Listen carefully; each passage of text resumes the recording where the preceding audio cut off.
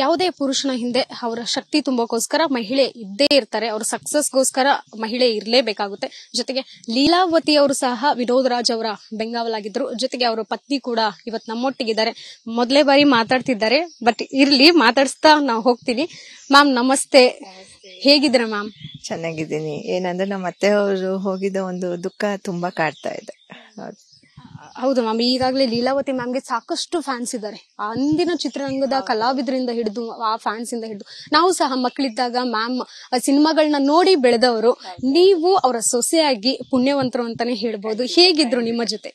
ಅಯ್ಯೋ, ಅವರು ಸೊಸೆ ಅತ್ತೆ ಆ ತರ ರಿಲೇಶನ್ಶಿಪ್ ಇರ್ಲಿಲ್ಲ. ಫ್ರೆಂಡ್ಸ್ ಆಗಿ ಅಡ್ವೈಸ್ ಮಾಡ್ತಾ ಇದ್ರು. ನೀನು ಇನ್ನೊಬ್ರಿಗೆ ಮಾದರಿಯಾಗಿರ್ಬೇಕು ಅಂತ ಹೇಳ್ತಾ ಇದ್ರು. ನಾನು ಜೀವನದಲ್ಲಿ ಕಷ್ಟಪಟ್ಟೆ, ನನ್ನ ನೋಡಿ ಇನ್ನೊಬ್ಬರನ್ನ ಸಂತೋಷ ಪಡಿಸ್ಬೇಕು ಅಂತ ಆಸೆ. ಆತರ ನೀನು ಮಾದರಿಯಾಗಿ ನಡ್ಕೋಬೇಕು ಅಂತ ಹೇಳ್ತಾರೆ. ನನ್ಗೆ ನಿನ್ನ ನೋಡಿ ಕಲಿಬೇಕು, ಆತರ ನೀನ್ ಆಗ್ಬೇಕು ಅಂತ ಹೇಳ್ತಾರೆ.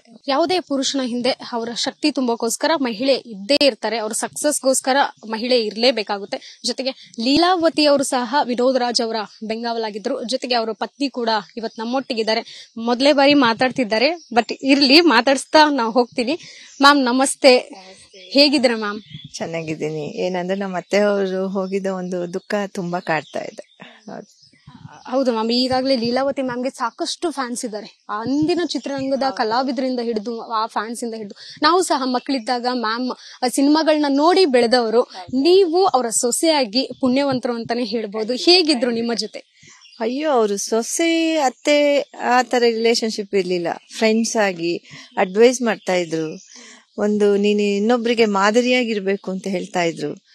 ನಾನು ಜೀವನದಲ್ಲಿ ಕಷ್ಟಪಟ್ಟೆ, ನನ್ನ ನೋಡಿ ಇನ್ನೊಬ್ಬರನ್ನ ಸಂತೋಷ ಪಡಿಸ್ಬೇಕು ಅಂತ ಆಸೆ. ಆತರ ನೀನು ಮಾದರಿಯಾಗಿ ನಡ್ಕೋಬೇಕು ಅಂತ ಹೇಳ್ತಾರೆ. ನನ್ಗೆ ನಿನ್ನ ನೋಡಿ ಕಲಿಬೇಕು, ಆತರ ನೀನ್ ಆಗ್ಬೇಕು ಅಂತ ಹೇಳ್ತಾರೆ.